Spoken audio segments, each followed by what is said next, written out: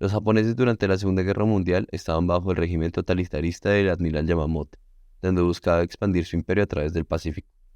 Tras conquistar Corea y luego Manchuria en el 31, la situación geopolítica del Pacífico se comenzó a tensionar más, donde aliados estadounidenses como la Malaya Británica y las Indias Holandesas Orientales se veían bajo ataque nipón. Ello debido a que Estados Unidos tenía una política aislacionista y de no intervencionismo desde la Primera Guerra Mundial. Pero dicha política se levanta en el año 39, donde Inglaterra y Francia podían abastecerse de armas, petróleo y carbón si iban a exportarlas con sus propios medios. En el año 41 se agregó a China y la Unión Soviética a este tratado.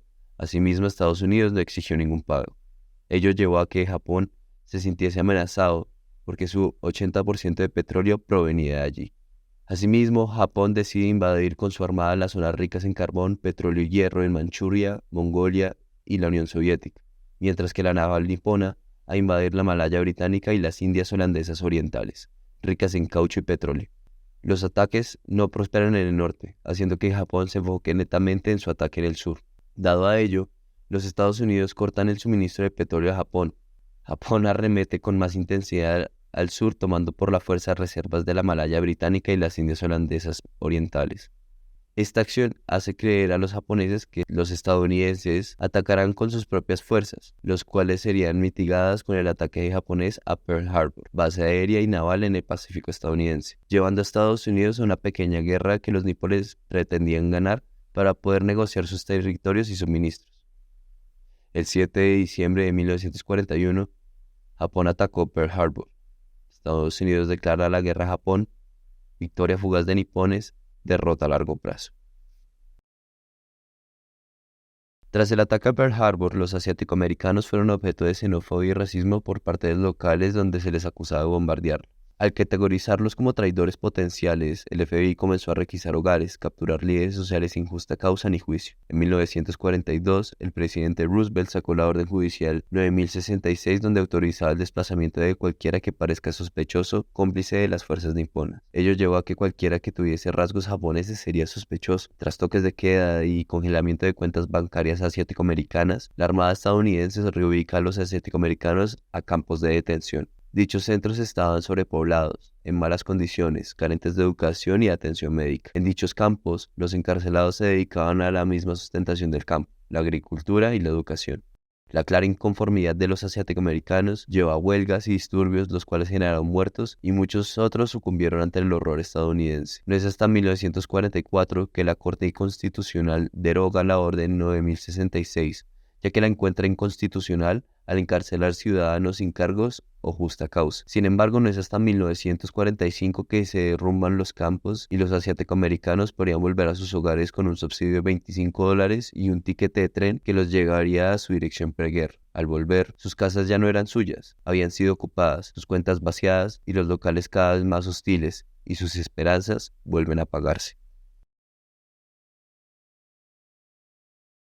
Know Your Enemy Japan es una propaganda de entrenamiento y reclutamiento militar, aéreo y naval auspiciada por el Departamento de Estados Unidos, dirigida por Frank Capra en el año 1945. En una estructura tipo documental se narran los acontecimientos de la actualidad nipona frente a lo que ha sido la Guerra del Pacífico, los ideales de guerra, su sistema económico y sus tradiciones. Asimismo, el estilo narrativo opta por una representación de la nación japonesa de una manera retrógrada a comparación de la sociedad estadounidense, mostrando lo que carece en el imperio nipón a diferencia de los Estados Unidos.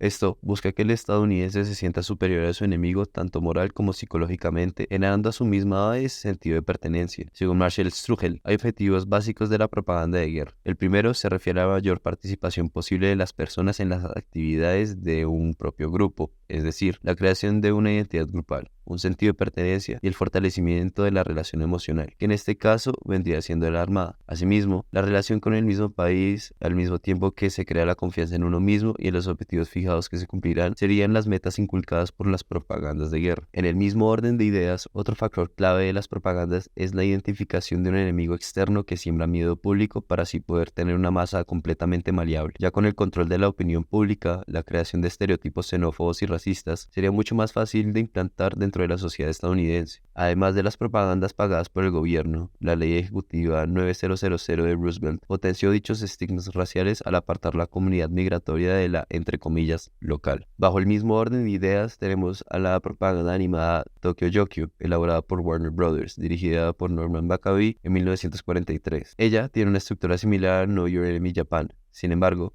al ser una propaganda dirigida a todo público, busca exagerar estos estereotipos racistas y xenófobos a través de la comedia y la ridiculización de la cultura objetivo. Tokyo Yokio en sí es un juego de palabras donde Yokio se crea entre la palabra en inglés joke, que traduce chiste, y la capital de la nación nipona. Para dar un ejemplo, los avances tecnológicos de Japón se muestran con ironía, donde muestran a los nipones poco inteligentes, los cuales caen en la literalidad de las labores e instrumentos que utilizan en la guerra. El Departamento de Prevención de Fuegos, incendiado. Por otro lado, Tokyo Yokio, como Know Your Enemy Japan, buscan deshumanizar la cultura nipona para justificar sus estereotipos, miedo y acciones en contra de esta sociedad. Según Francesca Hindley, la propaganda también pretende convencer al público de que Japón representa una amenaza para el estilo de vida estadounidense, intentando deshumanizar al pueblo japonés y justificar cualquier tipo de ataque contra él. En el caso de Know Your Enemy, busca deshumanizar las tradiciones y visiones de los japoneses, ya que se encuentran rebeldes e insensatas. Por el lado de Tokyo Yokio, busca enfatizar la poca mentalidad y habilidad mental física que tienen los japoneses, que a su misma vez les dan representaciones físicas exageradas que ridiculizan y denigran la imagen del japonés.